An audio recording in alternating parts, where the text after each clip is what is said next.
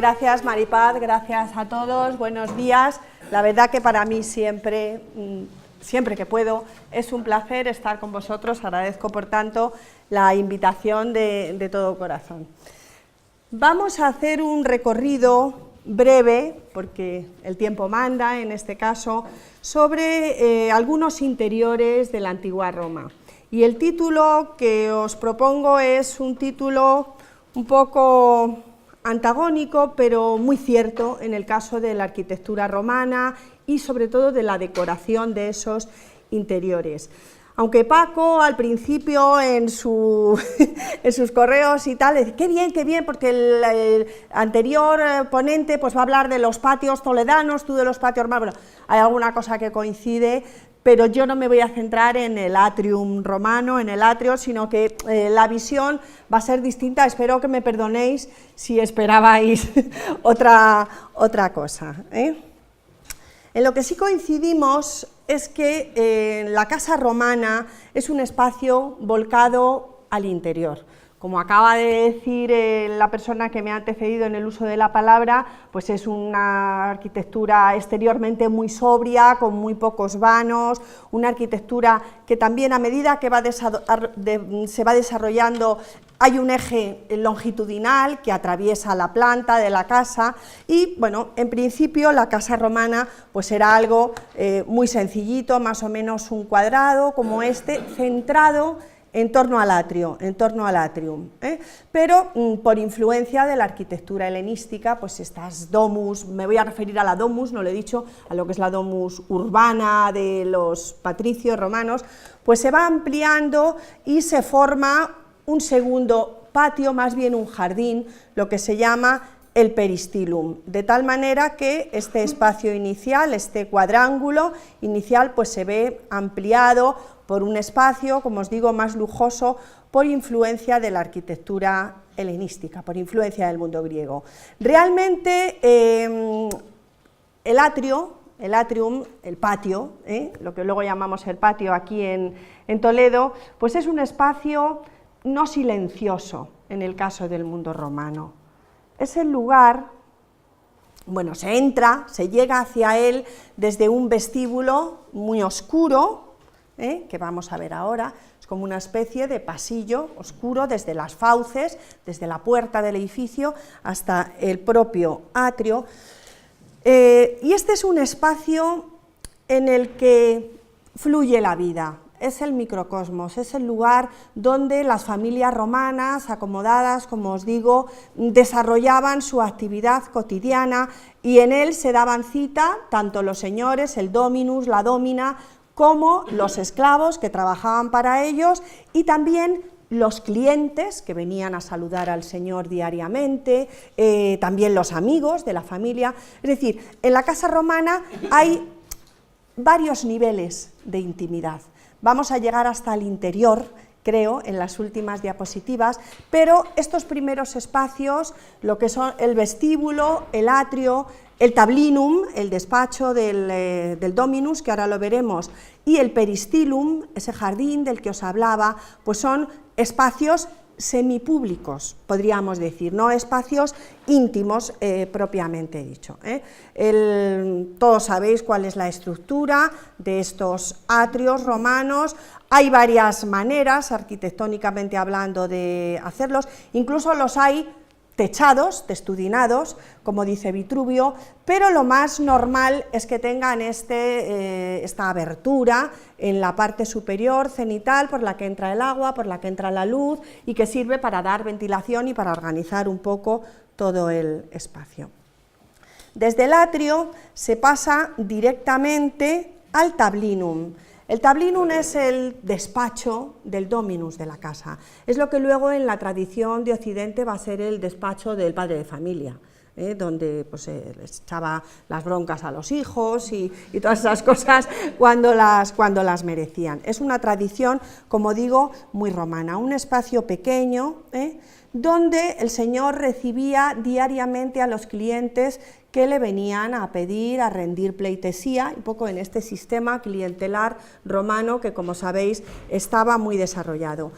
En algunas diapositivas vais a ver que he puesto recreaciones de lo que pudieron ser los interiores, para que vean. Otras están lisas, mondas y lirondas, según estuvieron en la excavación, pero en este despacho, fijaros, pues muchas veces el señor recibía a los clientes. Fijaros, nos dice Plinio en su Historia Natural: muchos acudían todos los días a presentar sus respetos a su casa y lo honraban con todo tipo de presentes. Él los recibía generalmente reclinado en su lecho de trabajo, y su despacho estaba siempre lleno de gente, y no precisamente por sus riquezas. Realmente es también el despacho del señor un espacio semipúblico. Este relieve que tenéis pues es un relieve famoso, un relieve funerario de un abogado trabajando con su esclavo. Detrás del atrio, como os he dicho, pues se forma el peristilum. En principio fue un huerto, un hortus, y luego se convirtió en un jardín pues bastante cuidado, con muchas especies. Y de ahí pasamos ya a un espacio que es el comedor, el triclinium, descrito por muchos autores. Entre ellos os pongo aquí la cita de Vitruvio, libro sexto, 3.8. Era realmente un espacio que servía para las comidas, pero no las comidas íntimas de la familia, sino para los banquetes, las comidas de los días especiales, y su nombre deriva de que en él se albergaban 3 clinae, tres lecti en latín, clinae en griego, o sea, son 3 divanes, una especie de asientos, porque en estos banquetes especiales, y solo en estos, los romanos comían recostados, o más o menos recostados. Ahora vamos a ver cómo. Esta es una reconstrucción de uno de los de Zaragoza. Más o menos, para que tengáis una idea de cómo era la colocación de los invitados, siempre digo que son cenas, o casi siempre cenas, o comidas con invitados. El lugar de honor era este, el lectus medius, es decir, el lugar central, en torno a la mesa. Aquí se ponía el anfitrión de la casa, en el lectus imus, y en el lectus mediusimus, en el primero de la cama central, del lecho central, es donde se ponía el invitado de más prestigio. Todo estaba, además, organizado según un protocolo muy estricto. Había un esclavo que se llamaba triclinarca, que era el encargado de colocar a cada uno en su sitio, de que todas las cosas estuvieran bien, de que los platos salieran, es decir, algo con un protocolo muy establecido, una parafernalia muy establecida. Y lo normal, como os digo aquí, es que hubiera 9 comensales, 3 en cada cliné. Y también, a través de los textos, nos podemos imaginar cuál fue el lujo que se os exhibía en estos triclinios. Fijaros, dice Marcial en el tercero de sus epigramas: vestido de verde claro, se tumba en un lecho ocupado y achucha a derecha e izquierda con sus codos a los convidados, apoyado en la púrpura y en los cojines de seda. Todo esto nos lo tenemos que imaginar pues con una riqueza extraordinaria en torno a estas mesas. Son las mesas que se llaman délficas, se llaman así porque son mesas de trípode, tienen 3 patas y en honor al trípode délfico. Era la forma más común de comer en los triclinios. Luego también existen estas mesas, que son mesas con un solo soporte, los monopodia, que sencillamente eran como para el uso para poner las vajillas, para poner los platos, igual que este otro tipo de mesas, los abacus, donde las familias exhibían su riqueza y donde presentaban pues todas estas piezas maravillosas que conocemos pues a través del tesoro de Bosco Reale, de Bosco Trecase, tesoro de Vescuville, Midenhall, en fin, muchísimas colecciones con estas piezas de vajilla romana de lujo. Solamente un inciso: cuando hablamos de sigilata suele creerse que la sigilata es una vajilla fina. Bueno, era como el Durales actual. Los romanos reales, los romanos de gran alcurnia, lo que comían era en vajilla de plata, como era lógico, ¿eh? Y luego quería enseñaros unas fotos muy rápidamente sobre lo que es el suelo, los pavimentos y la decoración, porque en los propios mosaicos, los mosaicos triclinares, los mosaicos de los triclinios, vemos precisamente esa distribución que es la que daba o dejaba lugar para que los tres clinai se pudieran entrever. Aquí, por ejemplo, no hay muebles, pero sí claramente vemos que todas estas zonas tienen un mosaico geométrico, no importante, porque es lo que iba a ir tapado con los lecti, mientras que en el centro se ponían esos temas maravillosos, los grandes temas mitológicos o las escenas más queridas. Luego hay otra manera también de comer en los triclinios más tardía, que es un lecho circular, recibe el nombre de estivadium, es ya de la época romana tardía, tiene cabida para más comensales. Os pongo este mosaico pues muy curioso, de un cantón suizo, con el asarotos oikos, con esos restos de la comida en el suelo, que fueron muy frecuentes también. Se llama asarotos oikos en griego, quiere decir la casa sin barrer, nada más. Y entonces es una iconografía muy curiosa, por eso no me he resistido a dejar de traerla. Y bueno, volviendo al estivadium, porque veáis la forma, si me permitís, deciros que en las primeras representaciones de la Última Cena utilizan este tipo de lecho en sigma, de lecho redondo, el estivadium. Pero los romanos de a pie y a diario no comían, ni tumbados ni de esa manera. Afortunadamente han llegado hasta nosotros una serie de relieves funerarios que nos informan realmente de cuáles eran las verdaderas costumbres, y esas costumbres eran pues muy parecidas a las de ahora. Comían en torno a una mesa, más o menos grande, más o menos pequeña en virtud de sus posibilidades económicas, y comían sentados, no comían tumbados. Este es un relieve del 225, como veis, de Trier, es una reconstrucción, pero aquí sí tenéis otro relieve, hay muchos, donde sobre todo las señoras, que parece que las señoras romanas, las mujeres nunca estaban sentadas, pues en todas ellas aparecen sentadas, y aparecen sentadas en las cátedras, en esas sillas de asiento curvilíneo, muy alto, con un respaldo muy alto. De aquí vamos a pasar un poco a los dormitorios, los cubícula, que eran espacios ya mucho más íntimos, mucho más cercanos, aunque también el dormitorio podía en ocasiones acoger la visita de un familiar cercano, de un amigo muy íntimo, pero normalmente el cubículum se utilizaba para dormir y para el descanso diurno de su propietario. Vamos a ver algunas fotos y más, todo esto, claro, adornado con una serie de pinturas. Luego volveré, porque en las pinturas es donde está la ficción, parte del título de la intervención de hoy, para que veáis algunos. Y lo que tienen en común los triclinios y los cubículos es la manera, los lechos, los lecti.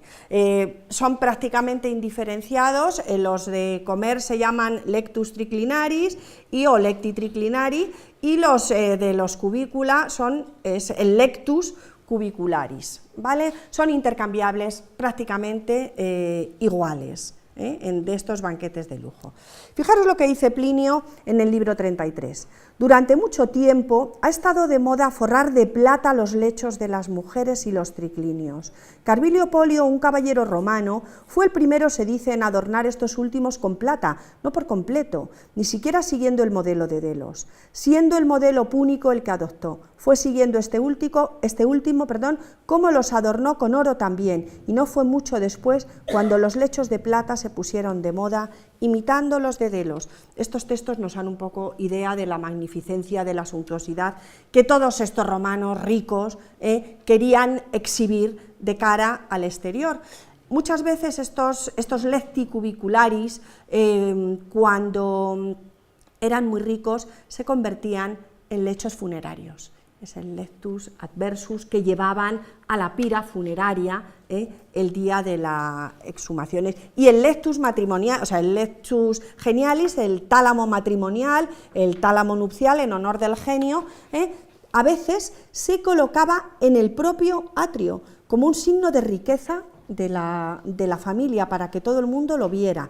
Dice Catulo en el 61, pero ved, el lecho matrimonial real se está disponiendo para la diosa en medio del palacio, elaborado con colmillos de la India, cubierto con púrpura del tinte rojo de la concha. Los materiales son riquísimos, en este caso pues es uno que procede que está en el Museo Metropolitano de Nueva York, y luego esta especie de pieza que recibe el nombre de fulcrum es una especie de almohada que sirve como reposapiés o reposacabezas, muchas veces con apliques de bronce, casi siempre caballos o perros. Los más comunes, evidentemente, eran de madera normal y corriente. Os pongo pues de la casa del tramezzo in legno de Herculano, un resto de una cama que conserva parte del pluteus, parte del respaldo. Y todavía más pobres, en las casas más pobres, en las casas de los siervos, en el lupanar de Pompeya también, ya iremos, Maripaz, pues tenemos este tipo de camas. Sencillamente es una estructura pétrea o de otro tipo que tiene los finales, son las dos paredes, incluso una almohada de piedra, se pondría un sencillo cojín de colchón de paja o cualquier otra cosa así. Luego también, claro, en Pompeya han aparecido mobiliarios, aunque en este caso carbonizado, pero donde aparecen los respaldos. Estos respaldos serán, lógicamente, para aislar de la humedad, y son, en este caso sí sabemos que son lecticubicularis, que no son para comer, sino que son para dormir. Muchas obras, los relieves funerarios, ponen de manifiesto esto que os digo. Este es un fresco maravilloso de Ostia Antica, donde aparece un señor descansando en su habitación. Vemos el armario, vemos la mesita, vemos una cátedra, una silla, aquí en primer término, y él descansando en su lectus. Y pasamos ahora ya a la segunda parte, que va a ser breve, porque es un repaso casi más bien visual de lo que os voy a comentar, que son las pinturas. Los materiales de construcción en la arquitectura romana, aunque son muy sólidos, o sea, tienen esa característica de solidez, y por eso los edificios romanos han permanecido perfectamente en pie hasta nuestros días, en un estado de conservación muy bueno, sin embargo, son muy feos. Realmente el material es el hormigón, el opus caementicium y todos los materiales, el opus lateritium, el ladrillo, es feo. Entonces ellos inventaron un sistema decorativo al que denominaron el opus tectorium, el revestimiento, y en ese revestimiento se incluyen las pinturas, los mármoles, los chapados de todo tipo de materiales, de concha, de colmillos, de nácar, de maderas ricas, de piedras semipreciosas. O sea, hay un complejo extraordinario, eso sería objeto de otra conferencia, pero en las mansiones de los patricios, en estas domus que estamos viendo, lo que tenemos es un elenco de pintura extraordinario. En ese elenco de pintura es donde nos acercamos al interior de las personas. Los temas son variadísimos, empezando por la mitología. Pero ¿qué pasa con los temas de la mitología? Esta es una diosa, esto es un fresco de la casa de Venere in Concilia de Pompeya, pero realmente no es un retrato de Venus, es un retrato de la dómina, es un retrato de la señora de la casa que quiere aparecer desnuda y además como la diosa de la belleza. O sea, la ambigüedad de significados, en este caso, en el caso de la pintura, es muy interesante. Sabemos que es una señora, pues por el peinado que lleva, por las joyas, por los aretes, los pendientes, y también porque Afrodita es una diosa rubia, maravillosa, idealizadísima, y estos son rasgos de personas muy reales, de personajes muy realistas, que imitan, por otra parte, las costumbres de la familia imperial romana, empezando por Livia en el siglo I, se hacen representar como dioses, y es lo mismo que hacen los dueños de la casa en muchas ocasiones. Entonces, en los peristilos, en los atrios de las casas, lo que tenemos es un repertorio casi siempre mitológico y también en torno a los jardines. Además, se ve un poquito regular, pero existe cabida para el erotismo. Bajo la apariencia de Marte y Venus, las parejas de la casa se hacen representar en una actitud decididamente erótica, o bajo la apariencia de sátiros y ménades, con los atributos de los sátiros y ménades, pero son los retratos de los seres reales que allí habitan. También en estas casas vemos un poco el estatus intelectual de los propietarios. Algunos quisieron retratarse pues con el stylus, con la tablilla en la mano o con el rollo, como en el caso del señor, y muy en particular en el caso de las mujeres. De alguna manera reivindican con estos frescos, con estas representaciones, su posición como personas también ilustradas, como personajes ilustrados. Pero además de estas aspiraciones más o menos intelectuales o más o menos de estatus, de élite, de poder, pues vemos también imágenes donde aparece la vida interior, los pequeños de la casa, las ocupaciones de las niñas, de las mujeres ricas, que además tenían que exhibir el ser muy recatadas, el ser muy castas, sus aficiones. En este caso es una pintura muy curiosa porque representa a una pintora, las tareas cotidianas, la intimidad, los sentimientos, todo está plasmado aquí. Realmente en estas pinturas es donde quizás mejor se ve el interior de estas gentes. Junto a los retratos de las gentes tenemos también las arquitecturas, las ciudades ideales, plagadas de magníficos monumentos, de bellísimos monumentos, que nos dibujan un poco la aspiración genérica de la sociedad romana. Son muchas, en la villa de Popea, en Oplontis, es una maravilla, pero también en otras mansiones de Pompeya. Y en esas pinturas se desarrolla un poquito el estilo romano. Habréis oído hablar varias veces de los 4 sistemas decorativos romanos o los 4 estilos pompeyanos, mal llamados 4 estilos, que dicen algunos. Lo cierto es que aquí lo que encontramos son arquitecturas reales, maravillosas, inspiradas en el teatro, muchas veces, que dan magnificencia a esos muros hechos con materiales muy pobres, arquitecturas fantásticas, imposibles, todo ello ejecutado con una técnica exquisita. Este es el llamado tercer estilo de candelabros, precioso, casi siempre con los fondos negros, donde se incorporan elementos reales y elementos fantásticos, o este también. Y llegamos al jardín, que es el último lugar, el último paso donde nos vamos a parar en este recorrido. Hay muchísimas domus romanas de este tipo patricio que decoran sus muros con pinturas de jardines, y por eso la investigación ha utilizado mucho este argumento. Se han dado fundamentalmente 3 explicaciones o 3 hipótesis.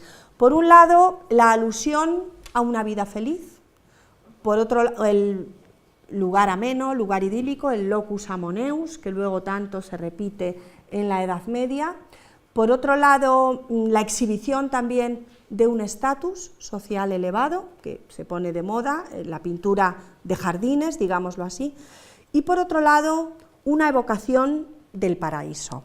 Bueno, sea como fuere, ahí quedan esas 3 formas. Es una pena que no se pueda ver muy bien con la luz que tenemos, porque en estas diapositivas, que son de técnica impresionista, preciosa, pues es donde quizá los romanos mostraron lo mejor de su arte, lo mejor de su pintura. La mayoría de ellas proceden de estas villas, de los alrededores del Vesubio. Son pinturas en las que fluye la vida, están plagadas de animales que se posan en las ramas, animales que vuelan. Las flores se han identificado en un ejemplo que vamos a ver a continuación, en la villa de Libia, se han identificado muchísimas especies diferentes, florales. Hay un estudio hecho que se puede consultar en torno a esto.